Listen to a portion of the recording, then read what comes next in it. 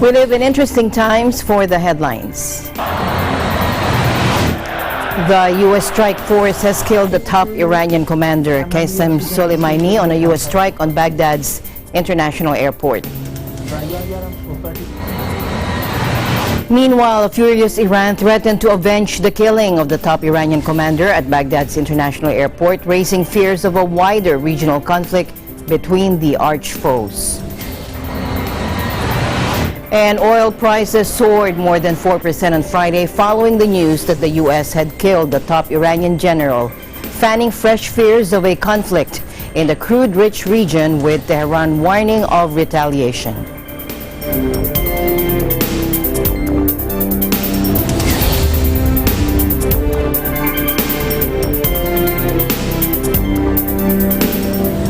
I'm Alma Angeles, wherever you're watching from around the world. Thank you very much for joining us, and now to the news.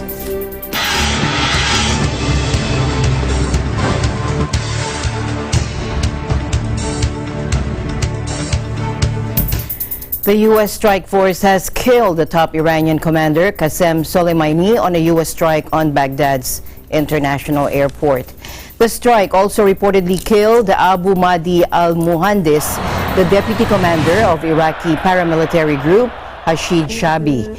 The Pentagon said U.S. President Donald Trump ordered Soleimani's killing after a pro-Iran mob this week laid siege to the U.S. embassy. The Pentagon released a statement confirming the U.S. had carried out the airstrike at the order of President Trump, calling it a decisive defensive action to protect U.S. personnel abroad.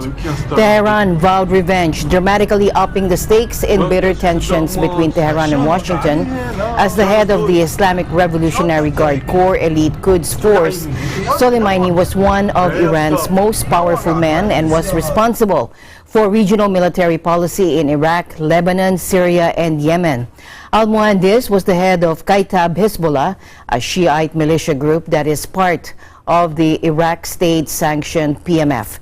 The move is a potential turning point in the Middle East. Officials from the U.S. and Iran have warned that the fallout could be devastating. Iran's Supreme Leader Ayatollah Ali Khamenei swiftly vowed to take severe revenge. Iran's Supreme Leader Ali Khamenei had warned that a harsh retaliation is waiting, and he also announced a 3-day mourning across Iran.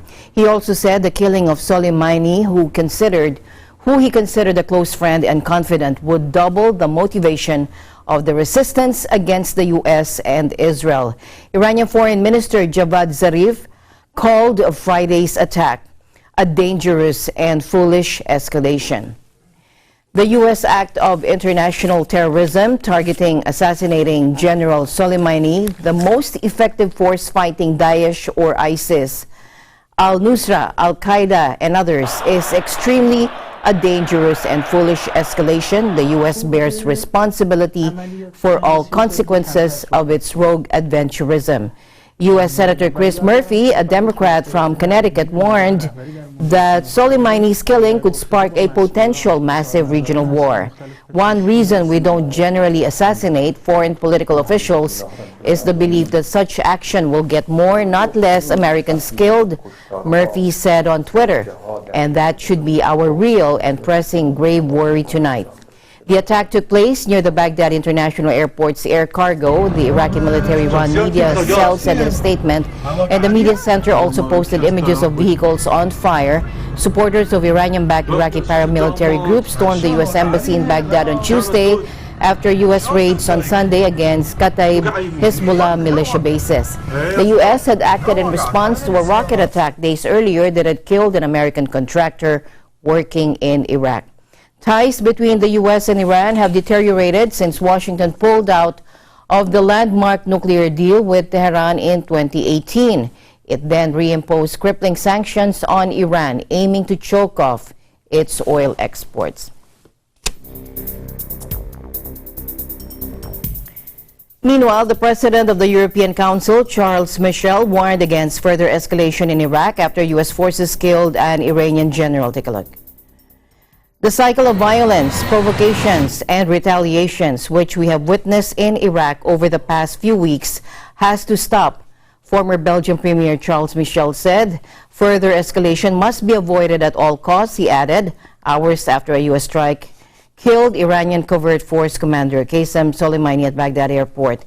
Michel didn't refer directly to the U.S. strike but noted the role of Iraq's militias, many of them supported by Soleimani's Quds force in the unrest.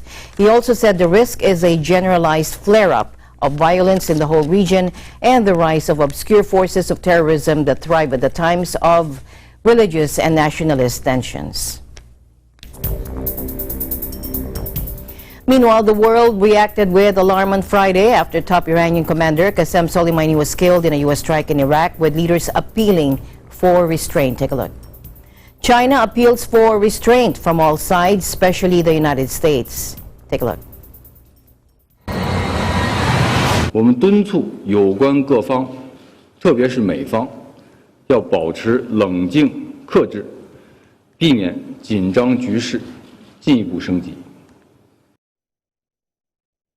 The killing of Soleimani risks provoking a dangerous escalation of violence, U.S. House of Representatives Speaker Nancy Pelosi said in a statement. Former Vice President Joe Biden said in a statement President Trump just tossed a stick of dynamite into a tinderbox. Iran will surely respond, and we could be on the brink of a major conflict across the Middle East. Democratic Connecticut Senator Richard Blumenthal said Trump owes a full explanation to Congress and the American people, to the Iranian government. If you want more, you will get more, tweeted South Carolina Senator Lindsey Graham. Trump allies were quick to praise the action. In a display of resolve and strength, we struck the leader of those attacking our sovereign U.S. territories, top House of Representatives Republican Kevin McCarthy said in a statement. To the Iranian government, if you want more, you will get more, tweeted South Carolina Senator Lindsey Graham. We have woken up to a more dangerous world. France's Europe Minister Amélie de Montchalin told French radio, saying President Emmanuel Macron would soon consult with players in the region. The Syrian government accused Washington of trying to fuel conflict in the Middle East.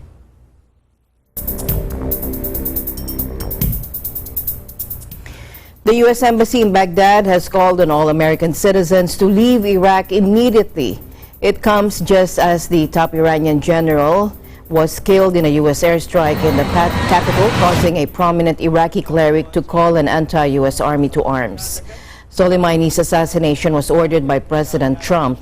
A commander in Iraq's Hashid al-Shabi military force called its fighters to be on alert on Friday, following the U.S. strike that killed its deputy head and top Iranian commander. All resistance fighters must be ready as an upcoming conquest and a great victory await us, said Qais al-Khazali, the head of Asaib al-Haq, in a handwritten note seen by AFP. Meanwhile, the leader of Lebanon's Tehran-backed Hezbollah group called Friday for the death of the top Iranian commander, Major General Qasem Soleimani, to be avenged. Hassan Nasrallah said in a statement, meting out the appropriate punishment to these criminal assassins will be the responsibility and task of all resistance fighters worldwide. We will carry a flag on all battlefields and all fronts, and we will step up the victories of the axis of resistance with the blessing of his pure blood, Nasrallah said. The axis of resistance is a term that refers to an alliance formed by Iran, Syria, and Hezbollah to fight against Israel and the Western military presence in the region. The heavily armed Hezbollah group controls whole neighborhoods in Beirut and most of the south of Lebanon, including the area bordering Israel. It also has fighters deployed in Syria and Iraq who were operating under Soleimani's command. Meanwhile, oil prices soared more than 4% on Friday following the news that the U.S. had killed a top Iranian general, fanning fresh fears of a conflict in the crude-rich region, with Tehran warning of retaliation. Take a look. The head of Iran's Quds force, Qasem Soleimani, was hit in an attack on Baghdad's international airport early Friday, according to Hashid al-Shabi, a powerful Iraqi paramilitary force linked to Tehran. And later, President Trump tweeted a picture of the American flag, and the Pentagon said he had ordered Soleimani's killing.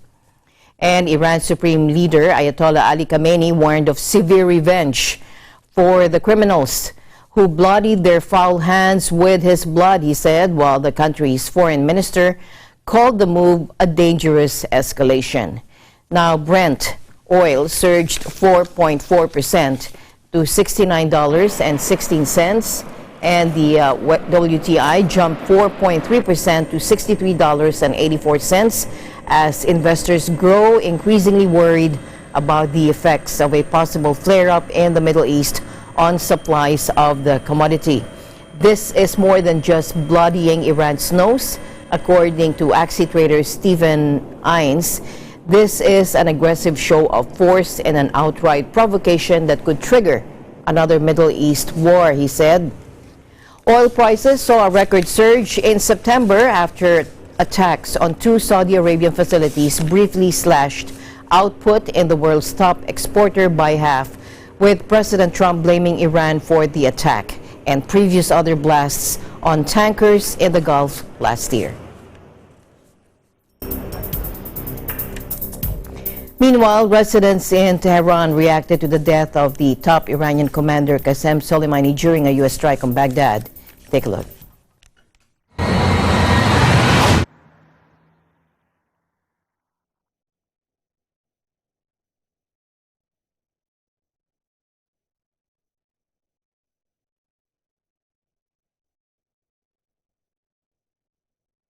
متاسفانه منافقانه عمل کرد و گفت ما به سمت جنگ نمیریم، ولی خودش هل داد موضوع به سمت جنگ.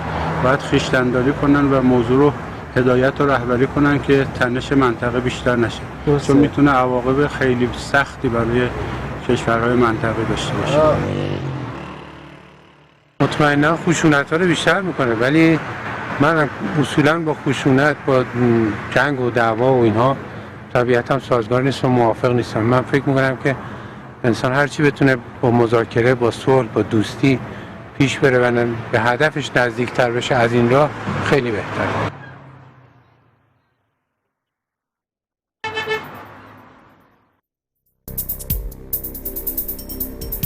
Israeli Prime Minister Benjamin Netanyahu cut short a visit to Greece and flew home on Friday as Lebanon's Hezbollah demanded revenge for the killing of the top Iranian commander in a U.S. strike.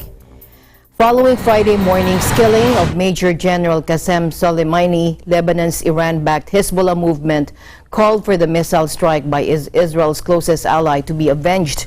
Meting out the appropriate punishment to these criminal assassins will be the responsibility and task of all resistance fighters worldwide, according to Hezbollah chief Hassan Nasrallah in a statement. The Israeli army on Friday closed a ski resort in the annexed Golan Heights, which border Lebanon and Syria. Following a security assessment, it was decided to close Mount Hermon to visitors today, said an army spokeswoman. She said there are no further instructions for civilians in the area. The ski resort on Mount Hermon lies in the Israeli-occupied part of the Golan Heights, which Israel seized from Syria in the Six-Day War of 1967 and later annexed in a move still not recognized by most of the international community. Across the armistice line sits the Shiite Hezbollah, Israel's bitter foe, which it fought in 2006. And this just in, the NATO military alliance was monitoring the situation in Iraq closely Friday with an eye to the safety of its training mission there after U.S. forces killed the Iranian general, the top Iranian general. NATO maintains a limited presence in Iraq to train government security forces, and the alliance was not involved in the attack on Qasem Soleimani at Baghdad International Airport. Spokesman Dylan White said NATO is monitoring the situation in the region very closely. He said we remain in close and regular contact with U.S. authorities. He said at the request of the Iraqi government, NATO's training mission in the country is helping to strengthen the Iraqi forces and prevent the return of ISIS.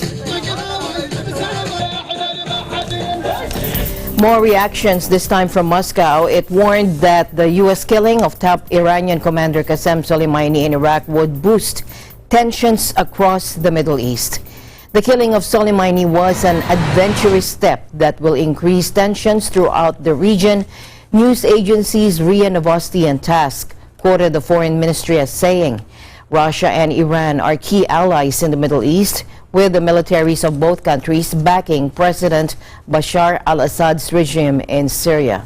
Konstantin Kosachev, the head of the Foreign Affairs Committee of the Russian Parliament's upper house, said Soleimani's killing was a mistake that would hit back at Washington. He also said the killing marked the end of any chance to salvage the nuclear deal. Moscow is also one of the world powers that negotiated the landmark Iran nuclear deal that Washington withdrew from in 2018, leading to a surge in tensions. And now tens of thousands of people are taking to the streets of Tehran to protest against American crimes after the U.S. strikes killed the top Iranian commander in Baghdad Friday. Chanting "Death to America" and holding up posters of the slain commander, Qasem Soleimani, the demonstrators filled the streets for several blocks in Tehran after Friday prayers. Women and men, many of them elderly, took part in the procession, some holding up portraits of Iran's Supreme Leader Ayatollah Ali Khamenei.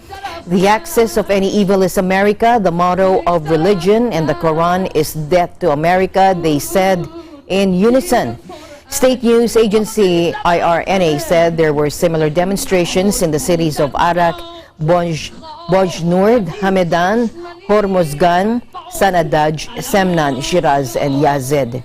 News of the death of Soleimani, one of Iran's most popular public figures, also saw people hold impromptu gatherings in his central hometown of Kerman.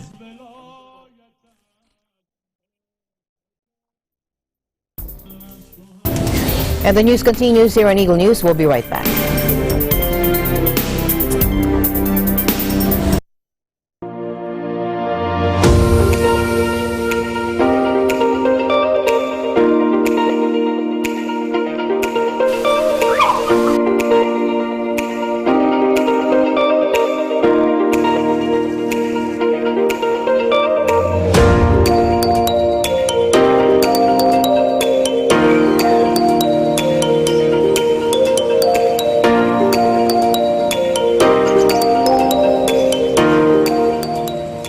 Visiting the Philippines, Manila or Quezon City is a popular destination.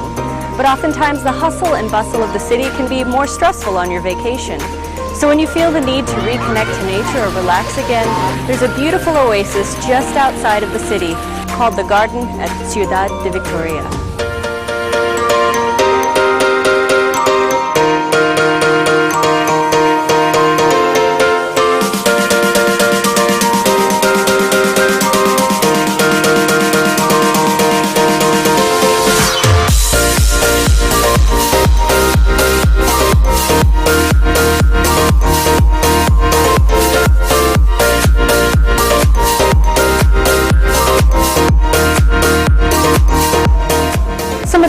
That you can see here include hydrangea, snapdragon, and stargazers. They're truly beautiful.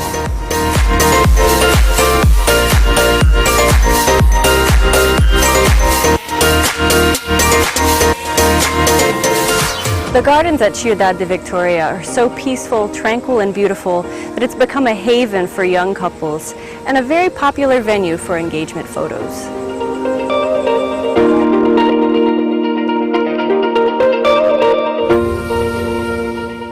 The next time you want an escape from the big city, the garden at Ciudad de Victoria is a wonderful place to visit.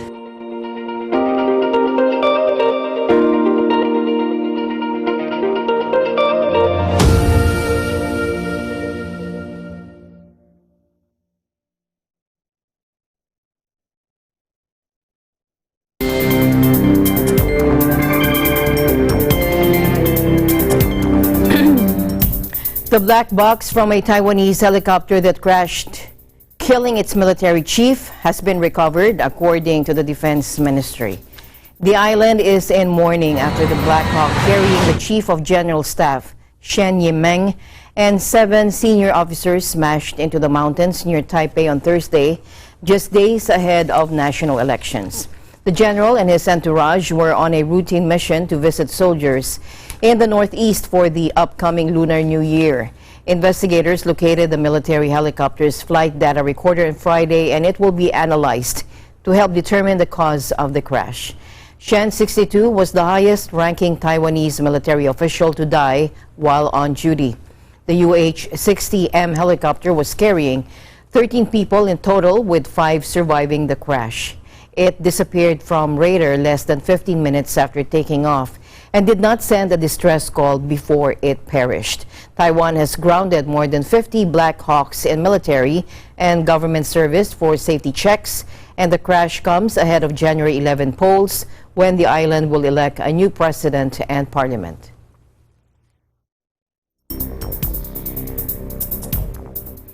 Australia's military launched the seaborne evacuation of hundreds of people trapped in a southeastern town on Friday as the country braced for yet more catastrophic bushfire conditions.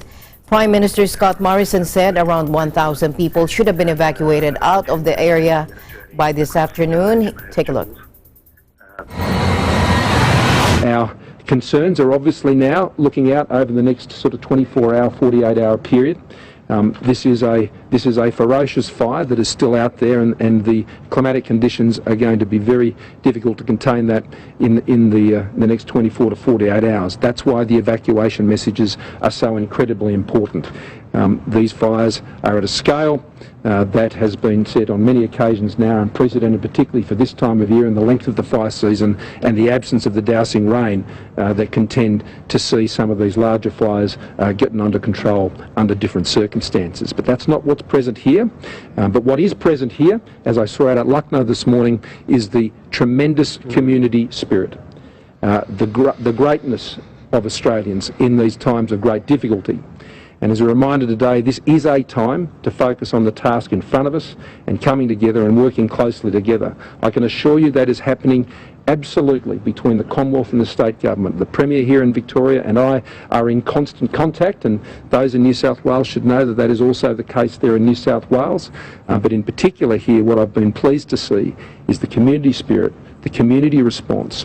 Despite the terrible and devastating impacts of these fires, the resilience of those who have lost everything, and taking great comfort of those who live around and about them as neighbours, as friends, as community members, and the way they've been able to support them at this great time of need.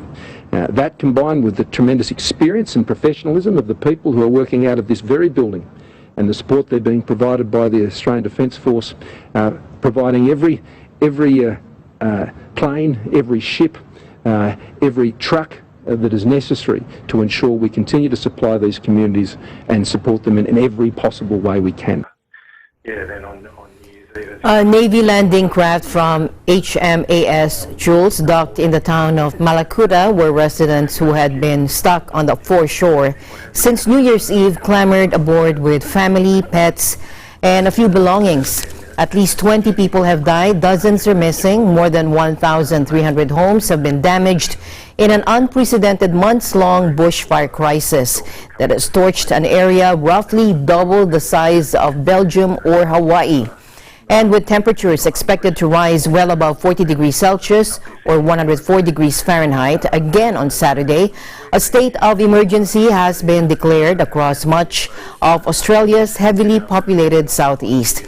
Tens of thousands of people have been told to leave their homes across 3 states. Meanwhile, thousands of residents and tourists have been heeding that warning, fleeing a popular 300-kilometer length of coastline with queues of cars stretching towards Sydney and Canberra. On the road north of Nowra, families sat amid the haze in cars loaded with dogs, surfboards, and bicycles, with traffic at a virtual standstill.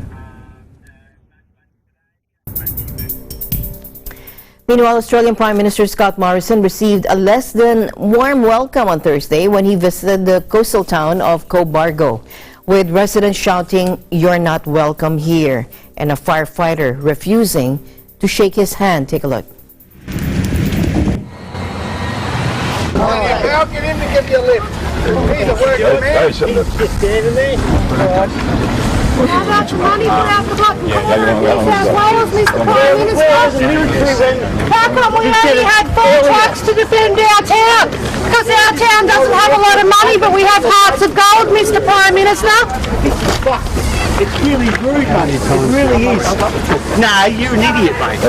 You really are. You ain't getting any votes down here, buddy. You're an idiot. Who votes liberal around here? Nobody. No liberal votes. You're out, son. You are out. Good night, Anna. See you, mate. Bye.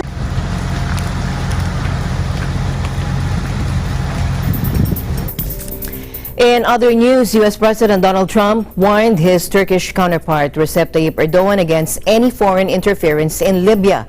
The White House said after Turkish lawmakers approved a military deployment to shore up the UN-backed government in Tripoli. In a telephone call, President Trump pointed out that foreign interference is complicating the situation in Libya. White House spokesman Hogan Gidley said in a statement, the government in Tripoli, backed by Turkey and Qatar, has been under sustained attack since April by military strongman General Khalifa Haftar, who is backed by Ankara's regional rivals, Saudi Arabia, Egypt, and the United Arab Emirates. President Erdogan has repeatedly accused Russia of sending private mercenaries to support Haftar's forces, though Moscow has denied this. The Turkish leader's office confirmed last Friday that a request for military support had been received from the Tripoli-based Government of National Accord, or GNA. Following the vote by lawmakers, it's now up to President Erdogan whether to send troops or if military assistance will take another form. Indonesian rescuers mounted a desperate search for those missing after torrential rains unleashed flash floods and landslides, killing at least now 43 people across the Jakarta region. Take a look. Authorities are also in a race to prevent disease outbreaks. Around a dozen people were still unaccounted for after record rains that started on New Year's Eve pounded the capital. Around 192,000 residents have been evacuated to temporary shelters, according to authorities, with many unable to return to waterlogged homes in neighborhoods that have been turned into wastelands. The agency said 43 people had been confirmed dead in Greater Jakarta and neighboring Libak Regency in the south of Java Island. Waters had receded in many areas and power was being restored after being cut off in many districts. Jakarta is regularly hit by floods during the rainy season, which started in late November. Indonesian President Joko Widodo has already announced a plan to move the country's capital to Borneo Island to take pressure off Jakarta, which suffers from some of the world's worst traffic jams and is fast sinking due to excessive groundwater extraction. 2 workers died and 10 others were seriously injured after an under-construction dining hall at a Cambodian temple collapsed, according to police on Monday. This is the latest fatal accident to strike the kingdom's poorly regulated building sector. The structure fell in on itself as workers laid concrete on the first floor of the building inside a pagoda compound in Siem Reap province. Police said so far we have pulled out some 10 people and they were all seriously injured. This is according to Deputy Provincial Police Chief Ping Sambat. He also said 2 people died in hospital, adding there were no details of how many workers might still be trapped in the rubble. Local media reported more than 20 workers were working at the site when the structure went down. Nearly 30 people died in June after the collapse of a building under construction in Sihanoukville, a beach town undergoing a Chinese investment bonanza. Cambodia has enjoyed a construction boom, but there is little oversight of the sector. There are an estimated 200,000 construction workers in Cambodia, most unskilled, reliant on day wages, and not protected by union rules, according to the International Labor Organization.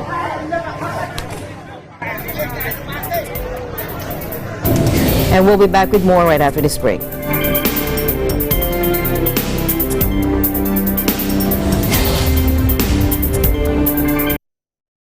Tungkulin ng MTRCV ang mag-provide na appropriate ratings sa lahat ng TV shows.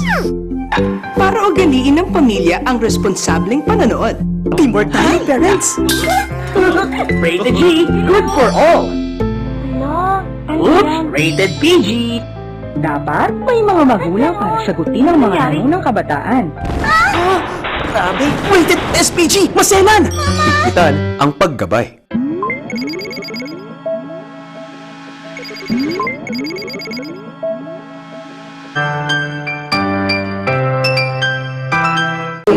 Hello po sa inyo lahat! Ako po si Kalina Alcantara at gusto ko magbalik ng maligayang bagong taon! So sana po itong year na to ay puno-puno ng improvement, puno-puno ng self-love, puno-puno ng happiness and positivity. So thank you so much and happy New Year!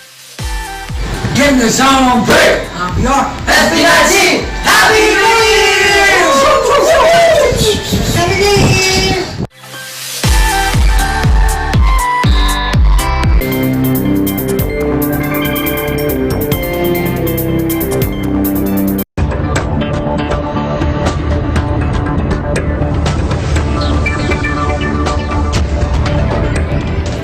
Welcome back. Former Renault and Nissan boss Carlos Ghosn says that he alone set up his flight to Lebanon from Japan, where he is facing trial over alleged financial misconduct and denied any involvement by his family. He said the allegations in the media that my wife Carol and other members of my family played a role in my departure from Japan are false and misleading. I alone organized my departure. My family played no role, he said. Now, fugitive former Nissan boss Carlos Ghosn was caught on security camera leaving his Tokyo home by himself on the day he fled to avoid a Japanese trial. That is according to local media on Friday. Mr. Ghosn was not seen returning home after leaving around noon on December 29, according to public broadcaster NHK, citing people involved in the investigation. Now, he's thought to have taken a private jet from Kansai Airport in western Japan on that day, heading for Istanbul. It's believed Mr. Ghosn headed from there to Beirut. And the news comes a day after prosecutors raided the residence as part of an initial probe into his flight. Interpol has already issued a wanted notice Thursday for former Nissan chairman Carlos Ghosn, who jumped bail in Japan and fled to Lebanon rather than face trial on financial misconduct charges in a dramatic escape that has confounded and embarrassed the Japanese authorities. Lebanese Justice Minister Albert Serhan said in an interview that Lebanon, quote, will carry out its duties, suggesting for the first time that the automotive titan may be brought in for questioning. But he said Mr. Ghosn entered the country on a legal passport, and he appeared to cast doubt on the possibility Lebanon would hand Ghosn over to Japan. Ghosn was able to enter Lebanon on a French passport, according to airport documents. NHK reported that the court in Tokyo had allowed Ghosn to keep a second French passport so long as it was kept in a locked case, with the key held by his lawyers. Although Ghosn was restricted to his lush Beirut home only by the media's glare, not all in Lebanon welcomed his return. Lebanese lawyers on Thursday filed a report to the judiciary demanding fugitive auto tycoon Carlos Ghosn to be prosecuted over a trip he made to Israel as Renault Nissan chairman back in 2008. Ghosn had traveled to Israel and met then-President Shimon Peres as part of a trip to support a partnership with an Israeli entrepreneur launching an electric car venture. Lebanon is technically still at war with Israel, which occupied the south of the country until 2000 and forbids its citizens from traveling there. The Federation of Filipino-Chinese Chambers of Commerce and Industry Incorporated, or FFCCCII, is bullish about the country's continued economic growth of 6.5% to possibly 7.5% next year. The president, Dr. Henry Lin Buan Leong, said this will be driven by increased local and foreign investments, constant economic reforms, good fiscal and monetary policies, benign inflation rate, political stability, the expected major acceleration in infrastructure expenditures, the tourism boom, and implementation of state technical and credit support for rural farmers. The momentum, according to him, will continue the growth trajectory of 2019, a period of notable achievements for the Philippines, he said, despite some domestic challenges and global uncertainties. For the third quarter of this year, the country's gross domestic product, or GDP, increased to 6.2%. The government's full-year GDP growth target is between 6% and 7%.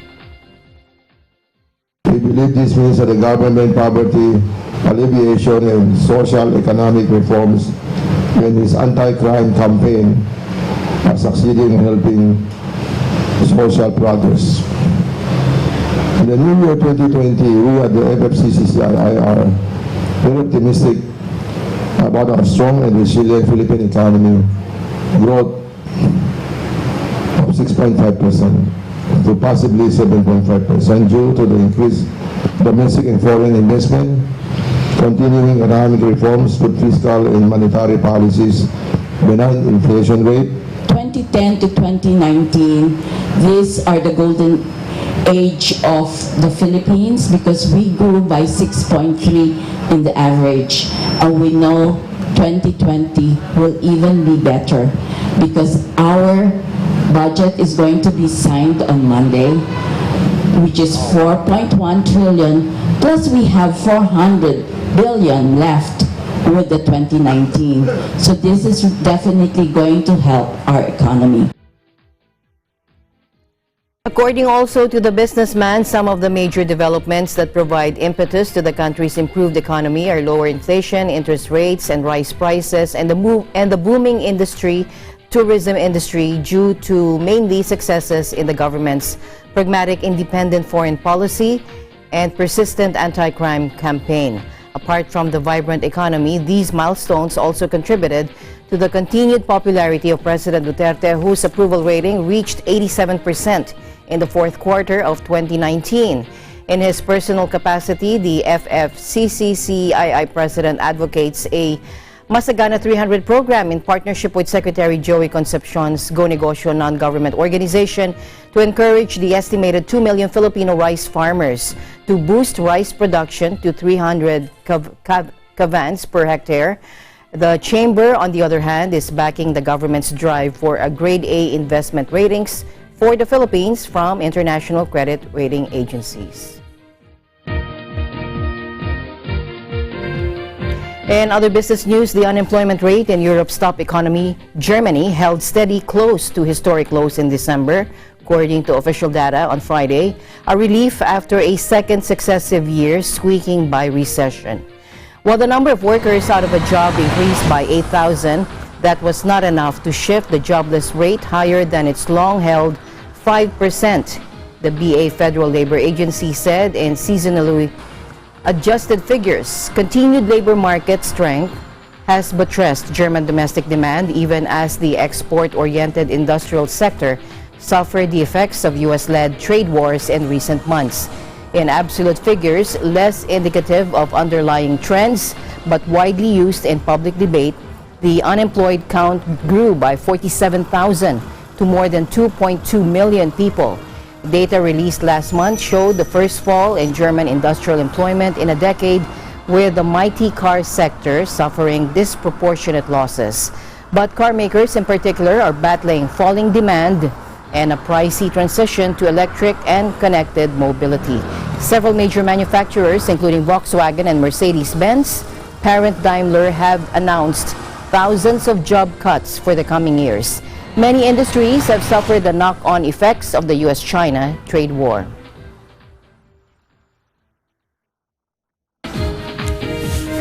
French officials met to set out their strategy ahead of fresh talks with unions furious over planned pension overhauls, with labor leaders warning of new strike actions alongside a grueling transport strike now on its 30th day. Il y a des discussions qui vont reprendre la semaine prochaine. Je souhaite que ces discussions soient les plus constructives possibles, que toutes les organisations syndicales répondent à la main qui a été tendue par le Premier ministre et que nous trouvions dans les jours qui viennent la voie d'un compromis. Je le redis, la grève perpétuelle n'est pas un avenir souhaitable pour les Français.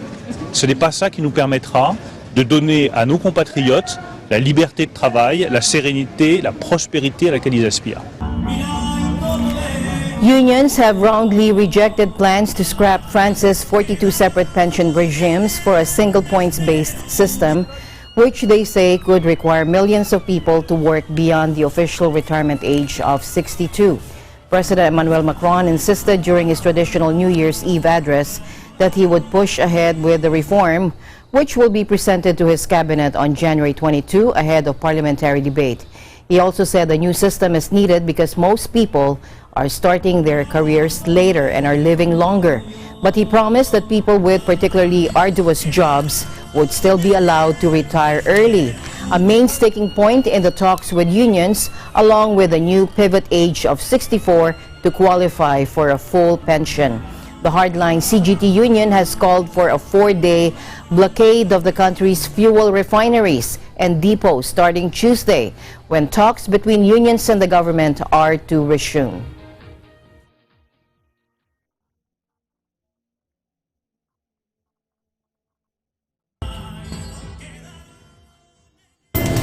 We'll be right back. Stay tuned.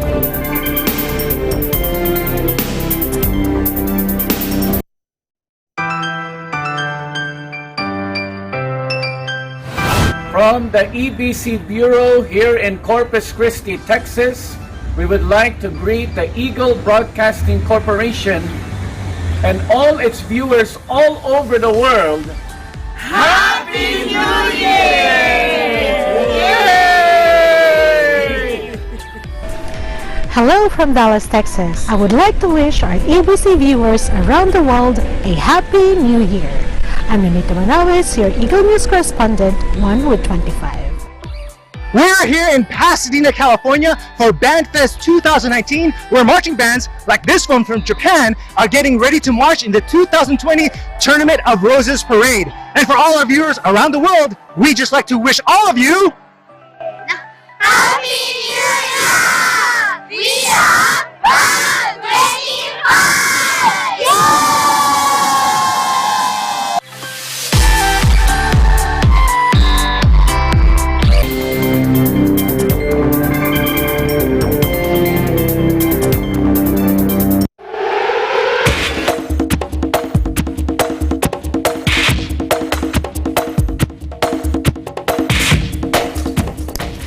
In NHL action, the Pittsburgh Penguins visited Rogers Arena in Vancouver to face off against the Vancouver Canucks for the final time this season.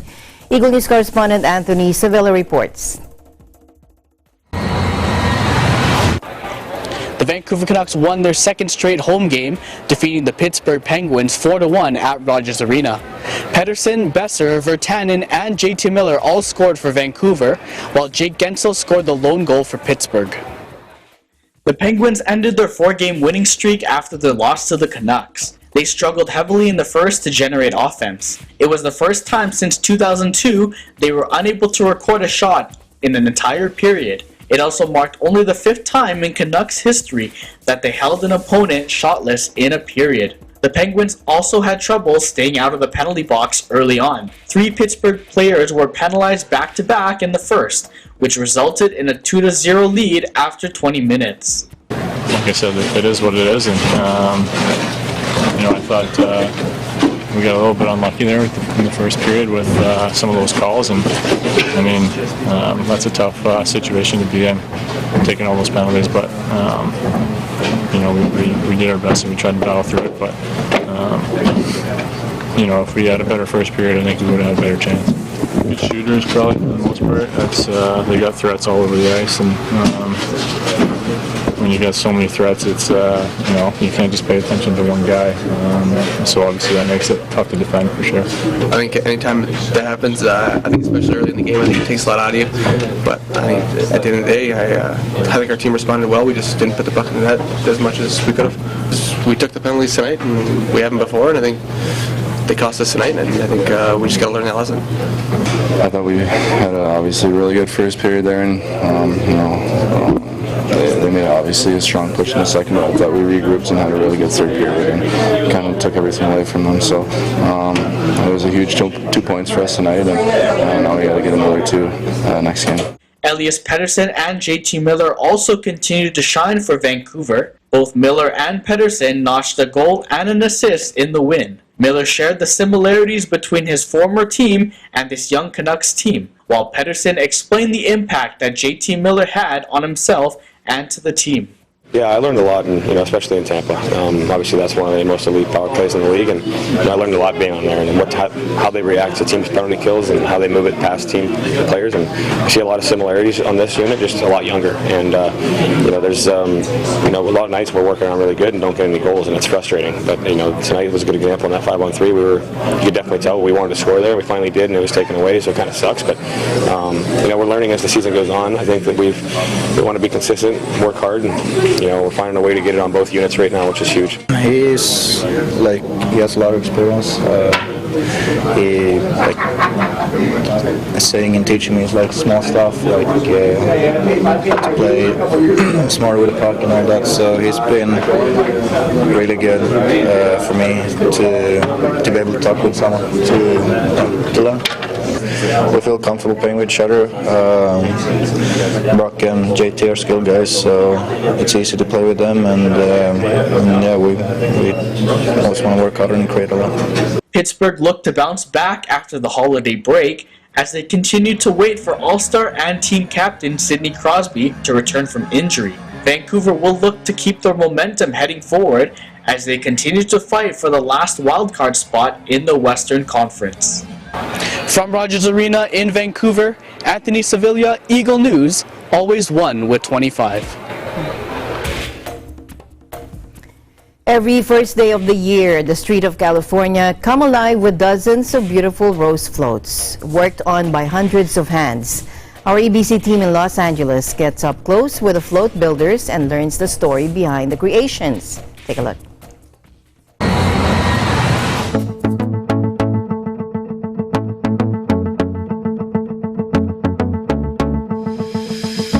The New Year's Day Tournament of Roses Parade in Pasadena, California welcomes visitors from all over the world.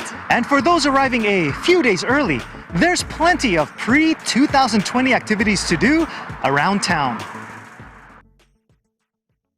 Perhaps nothing sets the stage for the Rose Parade better than a visit to one of the decorating places, where an early up-close view of some of the floats can be arranged. Behind us we have our women's suffrage float celebrating the 19th Amendment of the women's right to vote. Because it is the 19th Amendment and the women's suffrage float, you just get that pride of how we fought to get that right to vote. So people are very excited about that. This is the Cal Poly float. We build one float between the two Cal Poly campuses, Cal Poly San Luis Obispo and Cal Poly Pomona. And this year our float is Aquatic Aspirations. And so we have a submarine that has come looking for treasure, and instead they found the true treasure of the underwater life in the ocean. You'll never understand the true detail that goes into these parade floats unless you actually see them. It's people individually putting on seed by seed or flower by flower, all sorts of these different things, and I think that actually seeing them in person is totally different than, seeing it on TV. You really get to see all of the details that go into these floats. This is one of two floats, so Oregon and Wisconsin, they're both designed the same. The football, it's actually in honor of the 150th anniversary of college football, and essentially what we're doing is we're decorating the float to get ready. Specifically, we're decorating the O, which is the Oregon the O that's actually the symbol of the school. It's really meticulous work. So for example, the deck of this float, we have to glue a large crushed walnut with glue, and we have to pat it down with our hands. And then for the O logo, we have to put these broadleaf, these large leaves on it, and then we have to carefully trim the edge so it cuts to fit the Oregon logo on the sign. We have a couple folks on our team from Florida, Salt Lake City, all over the country. The Tournament of Roses is something that's seen around the world. We actually had on our team yesterday, we had 3 exchange students from all over the world. One was from Germany, one was from Spain. There was a third, but I don't know exactly which country from. My normal job has nothing to do with anything creative like this. And in my day-to-day life, I'm not very patient. I'm not very artistic and creative. This is a really cool outlet to kind of let that happen. I didn't think I would enjoy it the very first day I came out, and I was hooked. It's really enjoyable. Also enjoyable is the opportunity to get together for food and conversation. Mexican sushi? What is that? So I bought this little cart, crossed it over. I used to cater on the street, and people used to ask me, hey, what kind of tacos you sell? I don't sell tacos. What do you sell? Sushi on the street. So people were like, what do you mean? Hey, you're gonna get somebody sick. No, but it's not raw fish. It's carne asada. It's chicken. It's bacon. It's Monterey cheese. It's stuff you find on a taco truck. We're getting ready for the Roses parade. So we're spinning it up with Sushi Loco, just making it fun for, 2020 is around the corner. We're going to enter a new decade, 2020. There's a lot of things going on in the political arena, and in the food arena, Sushi Loco is coming to town. Coming to town, or in this case, marching in BandFest. Spectators got a preview of marching bands from schools in the United States and from faraway countries like Japan, who have incorporated choreographed dance moves for the length of the 5.5-mile parade route.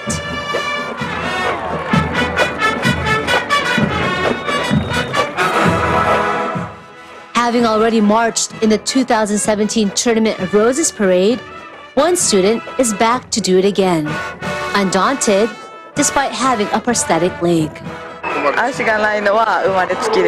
She was born with just one leg. みんなでステップの形とかを合わせるのが難しかったです。 Learning the marching and following the steps, all of that was a really challenging thing, especially, of course, with an artificial leg. But it was a wonderful experience. こういう場所に出ることは誰もができることじゃないと思うので、今回できた経験を大切にしながらこれからも過ごしたいなって思います。 I know it's a very special privilege to have the opportunity to be in a Rose Parade, so I just want to take advantage of every opportunity like that I have been blessed with to do that. The theme of the parade is the power of hope. And we hope that you'll keep watching Eagle News for our coverage of the 2020 Tournament of Roses Parade. In Pasadena, California, at the Tournament of Roses Parade headquarters, Eva and Allen, Eagle News, we are 1 with 25.